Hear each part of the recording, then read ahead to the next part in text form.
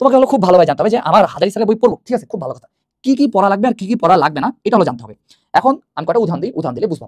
ধরো গুণগত রসায়ন, গুণগত রসায়নে তুমি শ্রোডিঞ্জারের সমীকরণ খুব ভালোভাবে মুখস্থ করলা, শ্রোডিঞ্জারের সমীকরণে কোন প্রতীক দিয়ে কি বোঝায় বা এটার গুরুত্ব কি, এটা ম্যাথ, এগুলো সব একদম ঝাড়াই ফেললাম।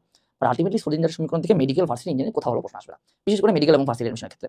ধরো তুমি রাদারফোর্ডের পরমাণু মডেলে সব খুব ভালোভাবে মুখস্থ করলা, নোট করলা, বাট আলটিমেটলি এখান থেকে প্রশ্ন দিবে না।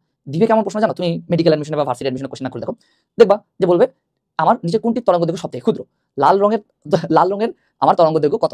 অথবা এই যে আমাদের গুণগত রসায়নের পিছনের দিকে যে আমার আংশিক কেলাসন, ঊর্ধ্বপাতন, এই যে বিভিন্ন প্রয়োগ পদ্ধতি যেগুলো আছে, এগুলো থেকে ধরো তুমি ইন ডিটেইলস সব পড়লা, কোনটা কিভাবে ব্যবহার করা হয়, কি কি আছে ভিতরে সবকিছু পড়লা।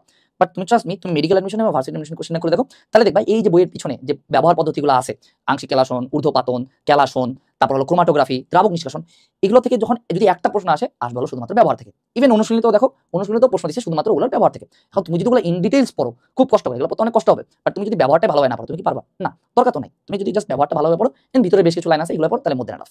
এবার আমরা আসি ধরো যে আমার মৌলের পর্যাবৃত্ত ধর্ম এবং রাসায়নিক বন্ধনের ক্ষেত্রে। ধরো এই চ্যাপ্টারটা তুমি খুব ভালোভাবে পড়লা, তুমি অরবিটাল সংকলনের উপর টোটাল 8 ঘন্টা ক্লাস করলা, বাট অরবিটাল সংকলন থেকে প্রশ্ন কিন্তু তোমার কম দেয়, দিলেও দুই টাইপের প্রশ্ন দিবে। আমার কথা বিশেষ না হলে তুমি মেডিকেল এডমিশন এবং ভার্সিটি এডমিশনের কোশ্চেন করে দেখো, দেখবা এখান থেকে বলবে একটা যৌগ দিয়ে দিবে, যেমন ধরো যে PCl5, PCl5 এর কোন সংকরণ দেখা যায়, PCl5 এর বন্ধন কোণ কত, বা হাইড্রোজেন বাইসালফাইডের অরবিটাল সংকরণ কোনটি, নিচের কোনটি, বা হাইড্রোজেন বাইসালফাইডের বন্ধন কোণ কোনটি। এই বাইরে থেকে আর কোনো প্রশ্ন আসে না অরবিটাল সংকরণ থেকে। বাট এটা পড়ার জন্য কি আসলে আমার কি 5 থেকে 6 ঘন্টা বা 8 ঘন্টা আসলে ক্লাস লাগবে? না, এটার জন্য শুধুমাত্র মেইন বই, হাজার বই, যে কয়টা আমার সূত্র দেওয়া আছে, যে কয়টা ইনফো দেওয়া আছে, যে কয়টা উদাহরণ দেওয়া আছে, এগুলো খেলা রাখলে মোর দেন না।